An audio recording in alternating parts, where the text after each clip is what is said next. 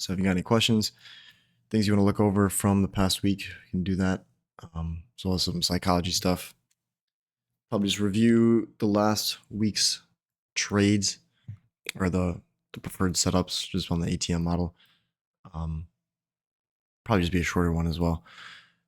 It was a little bit more difficult, I think, than previous weeks with CPI and such.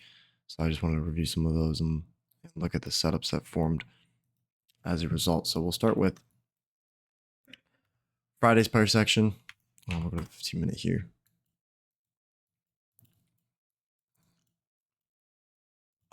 So we've got, go to 11:15. So we did have SMT, I believe, between this sibi here. Now I was looking for, since we took out the lunch low and tapped into an hourly discount for value gap, I wanted us to reach up into the buy side where the premium balance is up here. We never actually got that. I was still bullish through the day, so taking shorts off that 10 a.m. Judy swing was a little bit more difficult. We did come up and fill this imbalance here on ES a little bit further, tapped into the bearish order block, but there's no real SMT between the highs. So finding a high quality setup was more difficult, I think, than normal, than 5-minute. Your bearish candle printing at 10 a.m. with the news, and then obviously cycling down to the 950 macro. Shorting opportunity given within the sibi here. Another one within here. Stop obviously has to stay above probably this intermediate term higher, even above the 1002 candle. And then we're using 3 ways to take partials, which was covered, I think, last backtesting stream as well. Partials, targets, and time. By the way, if you have not seen the PDF, it is posted within the notes and PDF section. There's the ATM model PDF as well as the OBS and Notion PDF in there too. But the way that most times you're going to be using the AM session preferably and looking for a target is going to be either for your partials. That should be easy. Just pay the trader type of events like, sell side liquidity, imbalances, things like that on the lower time frames. Your targets are going to be your draw for the morning. So if you have a 15-minute or hourly draw on liquidity, it'd be nice to reach for that. And then time is the third one. So in the morning session, our kind of last area we're looking for in terms of a exit, obviously you can hold occasionally to lunch, but it's not the best idea, is to wait for a 15-minute or 60-minute PD array to be hit during time. So that means when we have a discount imbalance and we reach into it between 10:30 and 11 o'clock, we're normally going to put in a swing low or swing high, depending on whatever the trend is. So it's nice to either close out the position fully there or take a decent chunk off. And you can see right here at 10:59, we put in the low here. Now, this is extremely difficult most times to hold and trust till time. That's why you want to take partials along the way. But when you get good at this, you don't even need the price elements. You can just hold it, get in 950 macro, hold it for a good 40 minutes or so, and adjust on that. Yeah, futures have the same news for currencies. You're going to be using USD news drivers. So if you go to Forex Factor, you can change all of your things to the orange folder and red folder, and then change it to just USD. Obviously, if you're looking at Forex pairs, then you can use all the currencies, probably just the most liquid ones. So I would say like CAD, AUD, GBP, Euro. Yes, and it should be set to New York local time. Then if you go to Thursday, also a little more difficult. We did not have a Judah swing going into 9:30 on ES or NQ. There was a nice YM setup. If I actually replay this back, I don't know if I can get like situations like this.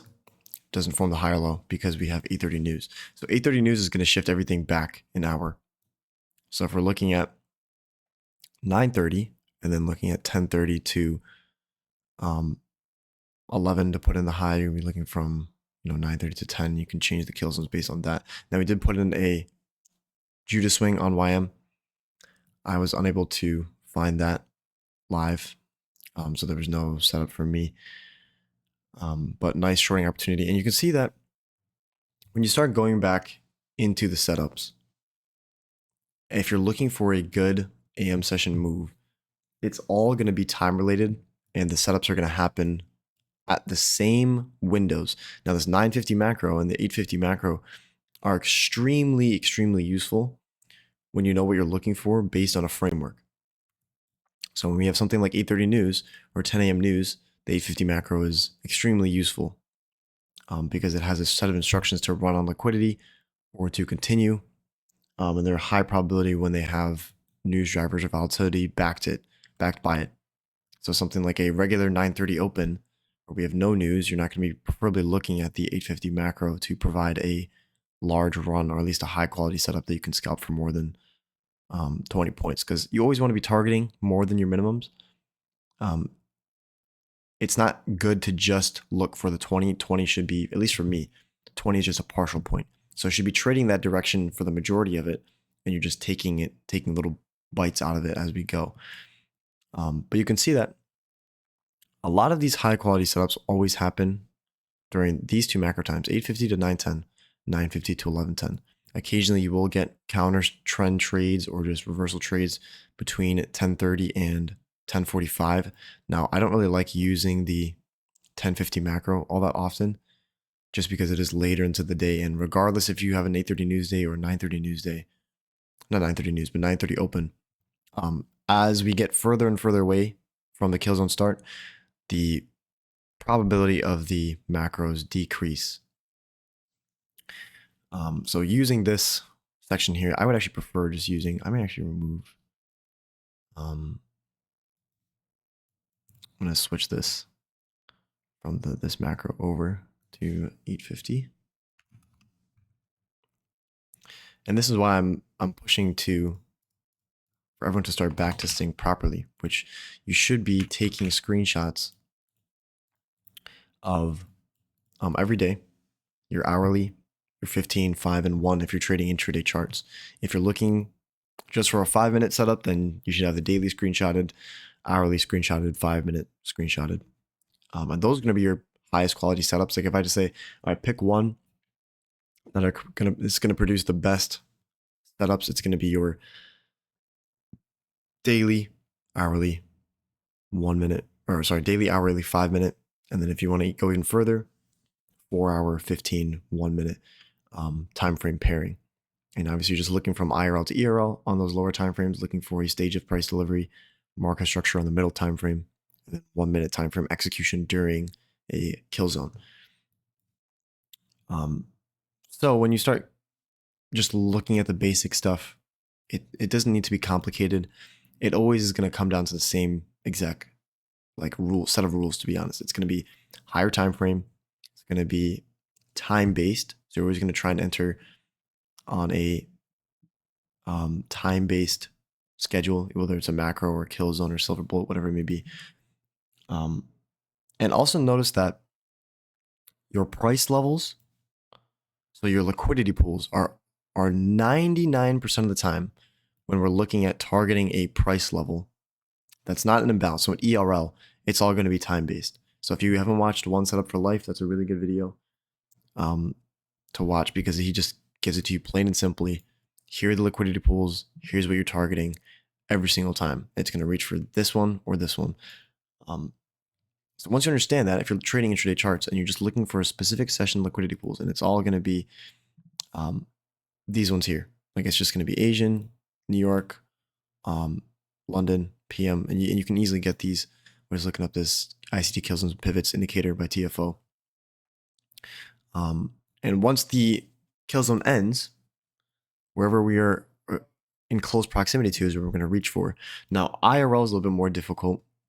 It's not too super difficult. You just look at your 15-minute or hourly charts, find your imbalance in discount and premium. That's completely in discount and premium. So what I like to do is when we're looking for an IRL target intraday and we have a large range,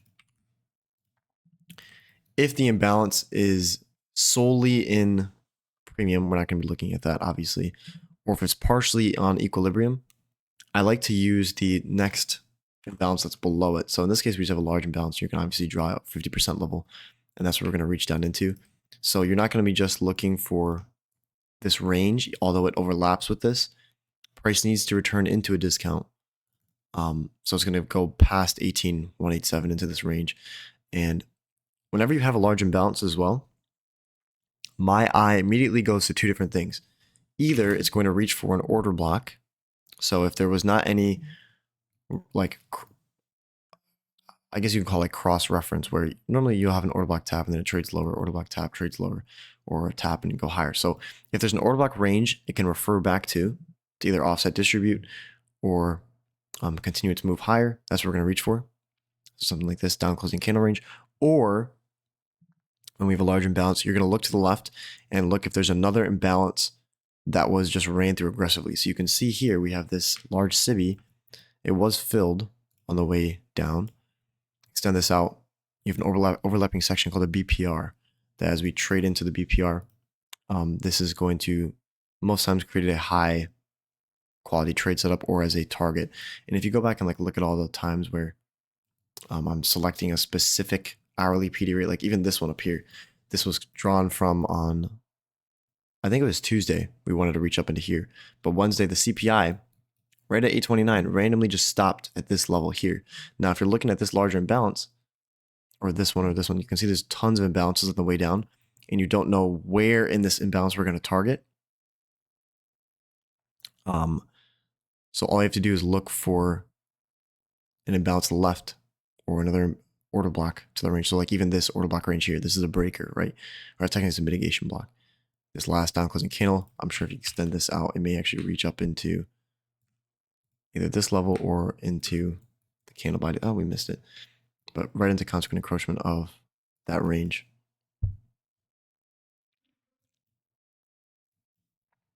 Don't know how ERO to IRO works properly. I mean, it is what it is. I think it works for me, so I'm going to continue to use it. It's doesn't have to be complicated. It's just time-based ERL back into premium discount of the dealing range. And if you want to go back and watch core content month 10, watch your index trade setups for the AM session, and it's the same exact stuff. You're reaching for a time-based liquidity pool between the 15-minute and 60-minute chart. And it doesn't have to be super complicated. I don't know how else you can interpret ERL to IRL. I know IRL is supposed to be internal range liquidity. It's not going to be an imbalance, but on a higher time frame, it's going to be an imbalance, and you compare it with lower time frame liquidity pools that form above or below a higher time frame imbalance. So if we have a 15-minute sibi or a 15-minute gap, you're going to drop down to your 1-minute chart and you're going to find 1-minute consolidation that then pairs up with the range for price to obviously trade back into and offset its positions. And if you look back at the PDF, there's only a couple real main ERLs I'm looking for. So if you don't have any, if price is not engaging that ERL or we can't use it as a target, most times there's not going to be a trade setup. So if we are extremely far away from any ERL and we haven't just recently engaged one, it's going to be a low probability day. If we just took out a session liquidity pool, tapped into an imbalance, obviously then you can target one of those. But if you go back and look at all your high quality setups, most times it's reaching for London high. That's like your go-to setups is when you can target London high or low during the AM session, just your previous session high or low. Other times it's going to be your PM session, high and low, and then previous day, previous week, obviously falls later and later into the categories. But previous day low sometimes also pairs up with AM session low or PM session low. And then finding your entry model is easy after that. Once you understand where price is likely to draw to. And if you're in the private group, you look back at all the daily bias posts from the past 2 weeks or so. I think we were wrong one time based on the logic that was shown in the New York ERL to IRL video. And yesterday was the one time I think we're wrong. But every other time before that, you can go back to screenshots. I think it did reach the draw on most of the days, and then just finding an entry. That doesn't mean if we have a draw, there's going to be a solid entry towards the draw. You still have to see lower time frame structures. Everything has to line up. And sometimes you miss a trade, which is fine. Especially when this stuff happens every day. I mean, yeah, it was a more difficult week, but just make sure you're backtesting and screenshotting. I still got to do it from this week. I need to take screenshots of Wednesday, Thursday, and Friday. Now, if you guys are curious on what those look like, I know I don't share them a lot. I can actually put a Q&A post up for the private group, and we'll put it in there, post it in there. Or I'll just make another PDF and give a couple of examples of what I'm looking for. I also need to post the stream recording from yesterday. So that will be uploaded later today as well as this one. So if you got any questions, send them in the chat. I'll probably wrap it up here soon. Just a quick little stream. Wanted to cover on the previous week's trade setups. We can go actually to Tuesday as well. Tuesday PA was probably some of the best. This was probably my favorite trade setup from the week. We had a nice SMT divergence at 9:30 between ES and NQ. Drops lower, fills the imbalance in here. Multiple imbalances actually filled. And you can look your preferred range. You have an imbalance here in premium, and your stop would have to go above either this candle's high or this candle's high. So we on stream went short off this, took partials I think within the range, and then stopped on the second contract, but it did run up into this gap and then shoot all the way lower at a specific time. So we have the low being put in here at 10:50 between 10:30 and 11 o'clock as predicted, and we're running from this case ERLs to then IRL. That's why I have this gap annotated, but also for lunch low and even further into IRL on the higher time frame dealing range. Now, this is also why I don't like using the 1050 macro. If you're going to be looking at the 1050 macro, you have to understand that very rarely does it create continuation patterns. It likes to, most times when you're using time, it's going to form some sort of reversal. Now it can continue going to lunch, but if you're going to use a 1050 macro, just use it as a reversal or a very quick scalp towards the higher time frame draw. Now, if we're inside an imbalance, that's going to be extremely difficult because you don't know how far inside the imbalance we're going to move. But if we're sweeping ERL, you could look for a reversal trade off that. Yeah, the better subs did happen after 10:10 sometimes, like on the 8:30 news days. Like I said, between 10 o'clock and 10:30, occasionally you can get low probability moves. So if you want to look between 10:30 and 11, you can get a continuation move. 8:30 news days, you want to start the hunt a little bit earlier. 8:30, then you go back. 15-minute liquidity pools, just a 2022 mentorship. And if you have not watched the 2022 mentorship a second time, if you have time, just go back and watch it because there's a lot of gems in there. Like episode 6, it's got some good stuff. Episode 7, and then even the later examples, if you go back and watch it, he's using the same framework as we are. But this is just a more in-depth kind of understanding, because once you pair the One Setup for Life video with the 2022 mentorship, that is literally the only videos I think you need from his arsenal to actually make a solid model, because he gives you everything in the 2022 and talks about the session liquidity, but he doesn't actually point it out to you all the time. So when you go back and watch the 2022 concepts with everything in mind that you know about session liquidity pools, every single time he's marking out a buy side or sell side pool in those videos, it's either going to be previous X high or low, so week or day, or it's just going to be a session liquidity pool. And that's why just focusing on sometimes the higher time frames is better. 4 hour, 15, 1, just to find the best high quality setups.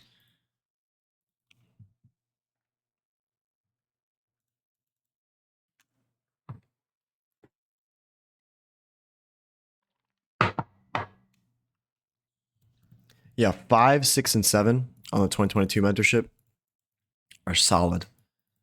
Episode 12 obviously is good too, but I still don't even understand some of the times the content inside there. It's not something that I use, but 5, 6, and 7.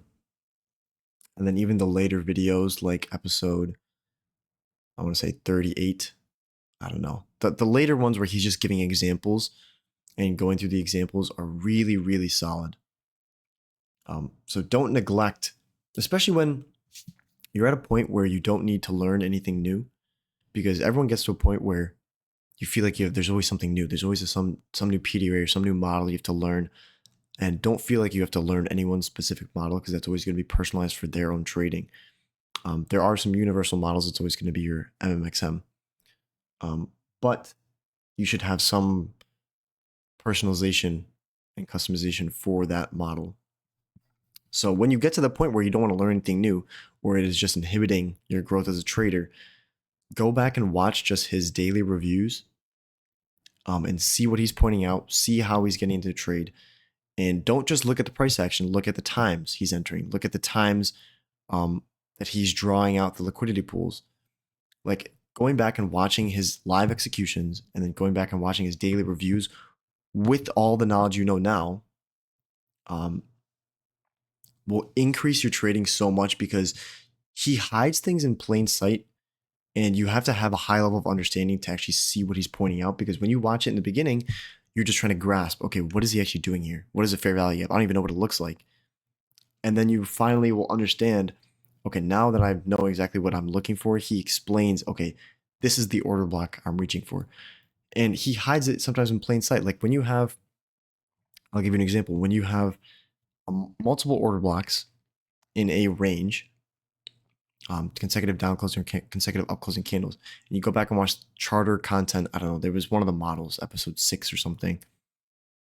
He talks about, okay, which order block do you pick in the range? Like how far, if we have an order block range, like something like, I'm trying to give an example.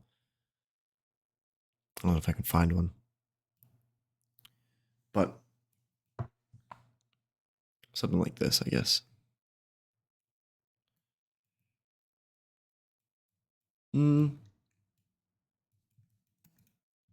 Whoops. All right, I can't find an example. Anyways, how far into an order block range can we reach? Like if we have this range in here, and you want to know, okay, as we close below, are we just going to reach in the discount end of this entire order block? Or are we going to reach into the consequent encroachment, or not consequent encroachment, mean threshold, sorry? Or are we going to reach up into the premium end? How do you know? Well, I think it's, don't quote me on it, I think it's charter content episode, like the series number 6. Could be wrong. Well, if we have an order block range that you want to see used as a potential trade setup or just as a PD rate, a hold price you've already entered somewhere else, and there is a volume imbalance present within the order block range, price is going to revert to the furthest order block next to the volume imbalance. So in this case, we have this entire range becomes an order block, and we trade down. Now, why don't we just tap this and then trade lower? Why does it go all the way up? Well, we have a volume imbalance present inside the order block range. So we're going to then use the highest order block to frame a setup. So you're not even going to look at this one. You're going to look at, now it can be refined down to this entire candle if you want to, or just even the candle body on this one. And now you have a refined order block range to use. And you go back and backtest this. Okay, where are we finding all the order blocks, and when is it actually respecting just one out of the range, or when you have multiple ones? This is really only useful when you have 2 or 3 candles. But there's a volume balance, you're going to use this one, not this one. You're going to use this one. And I'm sure you can find plenty of examples, like even in here, right? Here you have another one, bullish order block here. we close above it. Why is price not just tap into this and trade off? Because we have what's down here, volume and bounce within the order block range. So you extend this out. Which order block are we then going to use? We're going to focus now on this range here to create our high probability order block trade, or just as a framework for price to reach into and trade off. And sometimes this is going to freak you out because you're like, oh, why is it not respecting the order block? Because we're going to use this range. But anyways, it's like little stuff like that where he hides it in the videos and you're not going to see it until you watch it back with more knowledge of what am I trying to get out of this. You're not looking for the simple stuff. He just hides little plain and simple high quality stuff like this that you would never see normally or never even pick up on if you didn't go back and watch those videos. And using something like this is extremely helpful just if you want to find out. It's just like how we, on a fair value gap trade, our highest quality fair value gap entries are going to be paired with an order block. So how far are we going to reach in the fair value gap? You look left, where's the order block? Is there a breaker? We can use the breaker. Is there a standard order block that was printed, CISD, something like that? You're going to refine down your entry into those levels. Same thing as there a volume balance, stuff like that. But you can see most times, like in here, there's going to be two PD rays. For value gaps, most times when you're entering on them, you're going to be referring to an order block range, or it's going to be paired up with another PD ray. So here we have bisi here. Why isn't it just tapping into here and leave? Because we have order block here. I'm pulling it from the wick, and it leaves it. Same thing in here. Fair value gap, order block, boom. All the different times. So go back and watch those, and then you go back into your own charts and you see all the very same occurrences happening live. So, I mean, if you have to get one thing out of it, use that volume and balance trick with the order blocks. It's helpful. It's not something I use a lot in tape reading, but when you see it, obviously, it's nice. Anyways, so we'll probably go ahead and wrap it up there. Just wanted to do a quick backtesting stream. There's not a whole lot, no new concepts I wanted to cover. Same old stuff every week. ETM model, higher time frame to lower time frame. Make sure you're doing your screenshots. I did post a video. If you weren't here earlier, I mentioned it. I posted a video on how to set up your OBS and how to set up your Notion inside the Notes and PDF channel in there. So if you want to go back and watch that, I highly, highly suggest recording yourself tape reading. Even if you're in someone else's stream and you're not super focused, just record yourself tape reading, because then you can go back and watch the candles print live and either see where you messed up annotating something that was more obvious now with hindsight, or you can then see what you did right and how to refine it down even more. You don't have to post it, you don't have to share it or anything. You can literally, if you want, easiest way to access it is just to go into your OBS folder on your computer and just watch the recordings like that. Or if you want, you want to watch it, on the road, or if you don't have access to your PC all the time or your laptop or whatever, you can post it to YouTube. You just make a YouTube channel, post it to YouTube, and you can make it unlisted. So the only way anyone can access it is by having a link, and you can just share those links with yourself or people around you. And I'm telling you, it's extremely helpful because you can go back and just review your own trading. It's just like anything else, right? People in sports will review film. How do I get better? And the market is your opponent in this case. So how can I beat it? By watching the film back and refining down my own edge and refining down my own skills. So the next time that this pattern or this, like YM SMT, I'm never going to miss that now. Hopefully I'm not going to miss a YM SMT, because that was something I have now gained from hindsight of watching it back. And it's things like that. And then obviously notion of just using hindsight bias to your benefit and recording every single day's setups. So hopefully gain something out of this, just a quick one. It will be recorded and posted onto YouTube, as well as the stream from yesterday that I need to post. So I will see you guys on Monday or Tuesday, Lord willing, whatever the stream is. Take care of yourself for the weekend. Stay safe, and we'll talk soon. Peace.